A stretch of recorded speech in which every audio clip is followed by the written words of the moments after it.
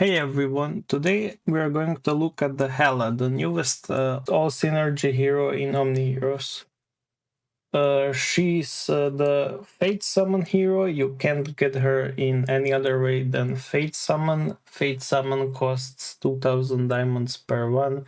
You can do up to 50, so 100,000 diamonds for 50 summons. We will get 20 for free with the anniversary event, so you will only need 60,000 diamonds for one copy of Hela. After that, you have to keep saving diamonds for the next cycle of Fate Summons and or spend money. So yeah, she's going to be quite expensive hero, but her skills do justify that. So her ultimate deals magic damage to all enemies, same goes for her active skill, so AoE magic damage dealing hero, pretty good as long as it hits all enemies, it's a good skill, it doesn't get better than that, so as of ultimate and active skills, they are as best as they can be. There's no any additional text from the leaks, so maybe on release, but I highly doubt they'll change it, so it's pretty generic abilities. Now let's get into her passive skills. Her passive one increases max HP of all allies by 100 million. This alone is already pretty big. 100 million with Ophelia gets converted to 50 million attack. 100 million is the base amount of HP heroes have at my level in stuff like Arena or Yggdrasil or any other PvE content that doesn't increase HP in any other way, or in any other content that doesn't increase HP from different sources. In seasonal content, I think we have up to 500 million HP, so 100 million should be a nice addition. It could also be applied to base stats, the same way that Victoria's attack increase from death conversion at the start of the battle works. And if it's an increase to base stats, then this becomes so much better and it's not gonna be balanced in my opinion. It will increase the reflect damage from dooms by a lot. It will increase the potential survival for the ethereals. The only heroes that won't benefit a lot from these are Avengers. I don't think they need the HP because their primary goal is to die. It can also be good for the Valianters, although since Hela is a magic damage hero, I don't see her fitting on the Valianters. Besides, Valianters have a Trupus for the pledge if they really need it, so I don't think she's going to be a Valianter type. She screams more like an ethereal slash Doom hero, but any hero is a Doom hero pretty much, so yeah. After taking 5 hits, stuns all enemies for 1 round. Now this could be good, it could be bad. It depends on the way that it's coded, what counts as a hit, what doesn't. Overall, it's pretty good skill. It's not amazing, it's not bad, but 5 hits, let's say Eudora hits her entire ultimate into her, that's 10 hits technically. So would that be a stun? Does it stack? Can the stun be for 2 rounds if it triggers 2 times? They are not answered by this. But yeah, it's a niche skill. It's not something that screams, "Oh yeah, I must get this hero." Behemoth does the same thing pretty much after she dies, so it's all right. The main goal is to get 100 million HP to your heroes. That's 500 million HP all across the board. It's pretty massive. So her second passive skill is at the start of each round applies Pledge of Death to all allies. This is basically Watcher's Pledge from a Trupus or Cleopatra's Pledge. It boosts their attack by 60% of Hela's attack, so a Trupus is 40% of her own, Cleopatra is 50%, and Hela is 60%. So you can see that it's made to be a better version than the previous pledge, so it can sell more pretty much. It cannot coexist with other pledge effects like Cleopatra slash Trupus, so you won't be able to use both Trupus and Hela. I mean, you will, but you will not, as the game says, but it still works, even though the game says it doesn't. So this is pretty big. This completely replaces Cleopatra. Hela is just by far better hero than Cleopatra is, including both skills and passive skills and even Old Force and the rune effects. So Hela is just a better version of Cleopatra. Cleopatra will likely be the worst all synergy hero right now.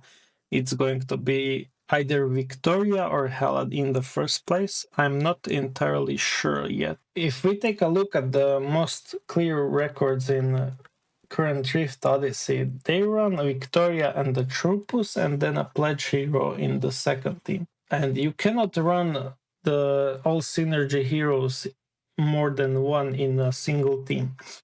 So this means one all synergy hero will have to be bench, and I'm leaning more towards Cleopatra. The one holy shield she provides is not enough. It's whatever passive. It was a great passive long time ago when she released, but now it's so outdated it doesn't do anything. If anything, they should buff that to be at 10 holy shields per round or something to match the banner strength. But if they don't, then Cleopatra is just going to fall off. Like, we can increase 100 million HP to all allies, and we will likely survive the whatever the Holy Shield was supposed to block. That's the way that I see it. If anything, I think Hela is going to be the second best, Victoria the best Fate hero, but can shield them. Cleopatra is definitely going to be the worst, that's for sure. Her Old Force, which is supposedly only for PvP and the guild modes. So at the start of each round, there's 50% chance to disable up to 2 enemy passive skills for 1 round. Now we know that 50% actually is way more because just look at Leviathan, she blocks your skills non-stop. And I think this is going to work the same way. 50% is likely 75% in their eyes, so the hero sells more. I wouldn't be surprised if that was the case. That's just speculation, though. This can be pretty game changing. Imagine you're going up against Leviathan and you disable her ability to reflect the skills. You go up against Aphrodite, disable her ability to do multiple ultimates or apply Phantom Illusion, or Hades, can't eat. So there's a lot of heroes. Pandora, she won't be able to use her ultimates, 5 ultimates per round. There's a lot of heroes. This counters pretty much every hero in the game, and it's, in my opinion, the strongest passive skill, or rather Old Force we have yet.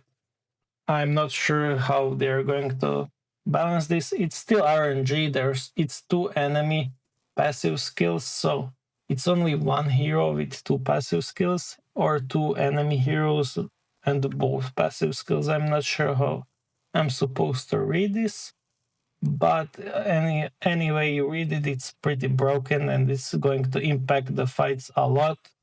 Old Force should unlock at 8 stars. It's how they have been going in the past season now, and I would assume they keep it the same for her. It might be 25% chance, same as Leviathan's reflected 7 stars, so I think it's a pretty broken Old Force, and you should definitely try to get her 8 stars for her PvP usability. The second part is every time an ally acts, allies gain 2 million attack and defense with no stacks. This is also absolutely broken. This is 10 million attack and defense with no stacks every round. That's not even counting the double actions, assuming they will work.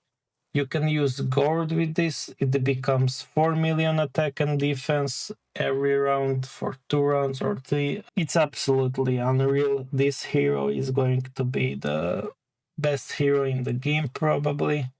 At least the top 5. I can see her being below. Any S plus tier ranking that Cleopatra currently has is going to be Hela as well. There's no reason for Hela to not be there. She does what Cleo does, but stronger and better.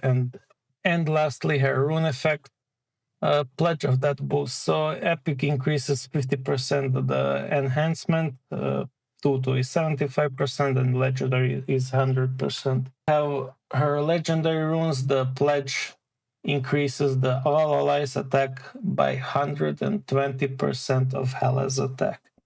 This is absolutely bonkers, and I'm not sure how this is going to be balanced. I assume Hela is going to push any PV that is currently locked behind stats or high tier relics with ease with her legendary runes.